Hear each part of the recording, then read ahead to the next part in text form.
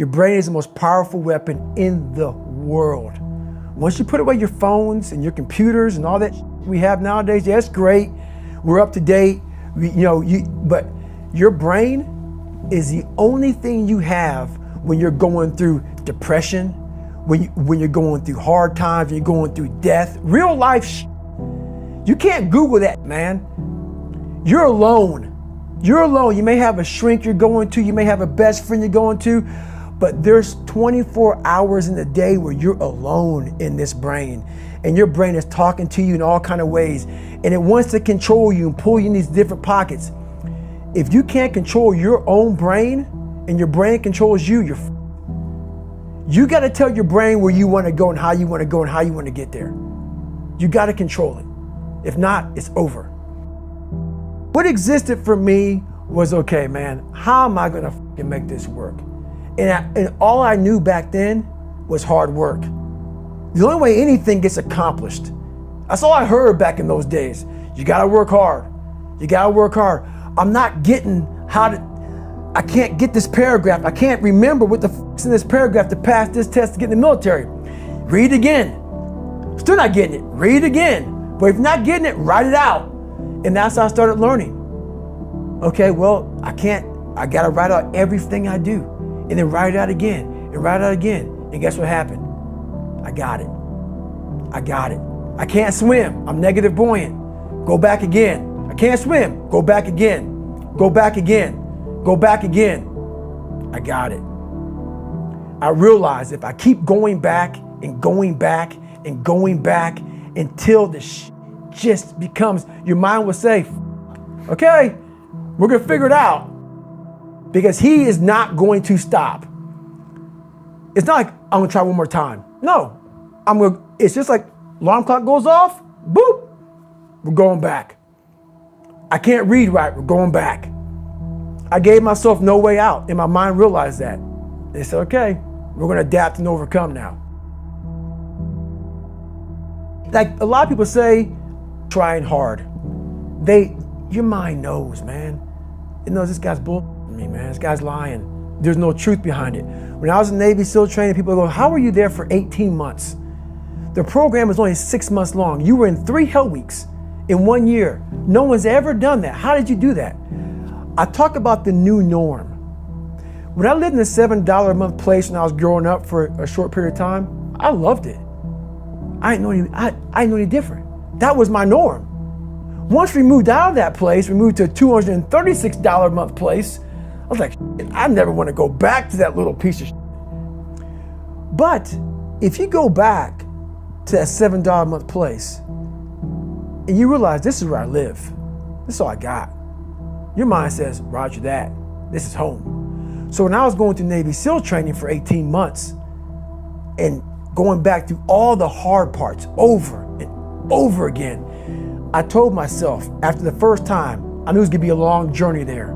My body was breaking down. It was just how it was going on. I said, you know what, this is my new norm. So my mind said, it's like going to work. Like you go to work, you put your suit and tie on, I go into suffering every day. Every day, suffering, being broken, duct taping my feet up, stress fractures, shin splints, being broken. This is my new norm. And your mind says, if we're not broken, this ain't normal. We gotta be broken. So then your mind starts to get tougher and tougher and more callous. People go, how did you run on broken feet? Broken shins. My mind knew this is how we operate. We're in Navy SEAL training. This is what we are. I became hell. And that became my new norm. I gave myself no way out. There was nothing outside these walls of hell. Nothing. I loved God, but for a short period of time, I became the devil, because that was hell. I became the boss, the owner, the CEO of Navy SEAL training. That was my mindset. And that's how you get through things. You immerse yourself in wherever it is, and you become that. You become that and give yourself no way out.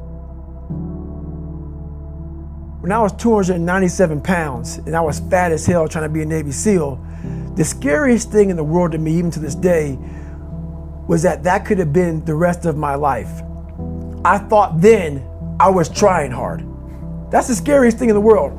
I thought then 297 pound, working for Ecolab, spraying for cockroaches, making $1,000 a month. I thought that was me at my 100% potential. Come to find out, a few years later, I wasn't anywhere near that. 106 pounds less, graduated Navy SEAL training, went on to do all these other things. Looking back on that, that was me trying hard. That's why people gotta understand what is in us. We have no idea until we start trying hard. And I mean really trying hard, where you're obsessed with, hey, this is my new norm. My new norm is that, wow, this isn't always fun. It's not always meant to be fun. And that's when you know you're trying hard. People hear my story and think this guy is sadistic. I realized how the brain works. I figured out how the brain works. I'm a scared kid, and that's what gives me so much power. I had no foundation, and I built this off of just researching the mind. The feeling you get is basically invincibility. You realize that you can't do it all the time. When you need to do it, I know I can go to a place that I can live in. And when you know that you can run on broken legs and you can do certain things that a lot of people can do, but they're not willing to do, this power, this sympathetic nervous system of fight or flight, and you're fighting, it gives you this charge of energy of when you're sitting there at 3:30, 4 o'clock in the morning and you're duct taping your feet up because they're broken, and you're doing it by yourself, and you're going through arguably one of the hardest training in the world. And these guys, most of them are healthy, and you're going through it broken, and you're already at a disadvantage, but you're still there. You can feed into that and tap into that for a lot of power. But if you look at it, well, I'm broken, man. I'm not gonna make it. But if you look at it as, man, I'm broken and I'm still here, and I'm fighting, and I'm gonna find a way to get through this because I have no other place to go. It gives you a lot of power. When things start to suck really, really bad, my brain and a lot of people's brain, they don't go to your dad beating you up.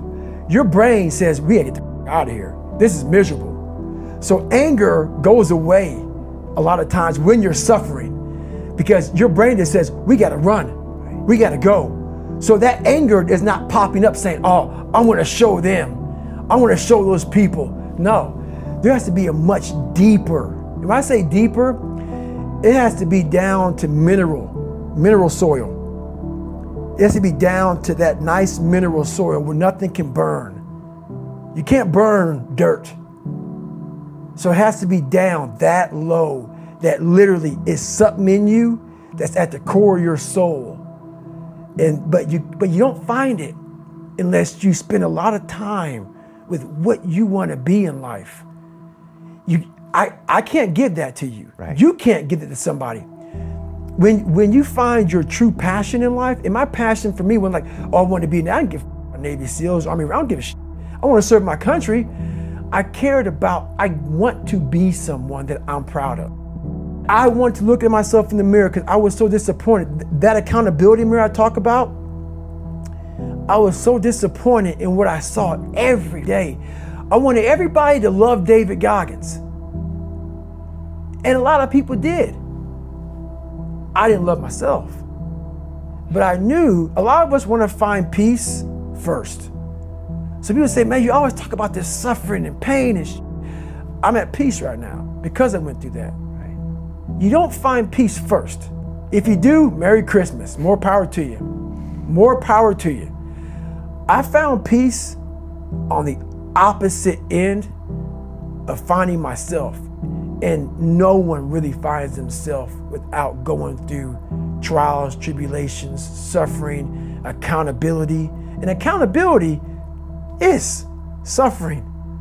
Being accountable every day for doing right for yourself, for the people next to you, it's miserable. It's hard. So, even the smallest details.